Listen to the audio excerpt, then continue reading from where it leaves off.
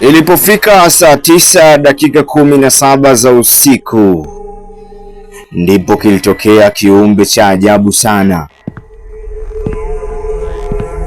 Kiumbe ambacho hakuweza kukitafsiri kwa haraka zaidi na kutambua kilikuwa ni kiumbe cha namna gani.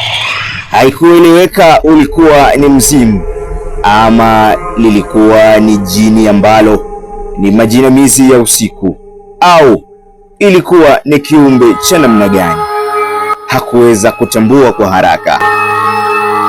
Kilienda moja kwa moja pembeni yake karibu na kitanda chake, kisha kikakaa hapo kwa ukimya sana ndani ya dakika 45. Mgeni wa usiku kilimwangalia Kevin bila ya kusogea na bila ya kupumua, lakini bila ya kutikisika. Kisha kwenye dakika ya 46 kile kiumbe kikainuka taratibu, kikasogelea kitanda chake, kikainama juu yake, kikakaa karibu na uso wake, karibu na sentimita 3 tu. Kevin akiwa anaendelea kuangalia video yake. Wakati huo Kevin hakuweza kuamka wala kushtuka kutokana na kiumbe hicho kutisha ndani ya usingizi. Yeye alikuwa akikoroma. Video ilipoisha, muonekano ulirudi kwenye kamera ya simu yake, yaani live view.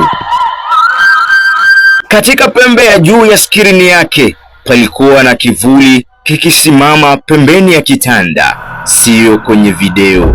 Kilikuwa hapo sasa, yaani kilikuwa live. Hakukuwa na mtu yeyote chumbani, lakini kwenye kamera hakika kulikuwa na mtu amesimama karibu na mgongo wake. Kevin aligeuka taratibu sana, akipumua kwa shida.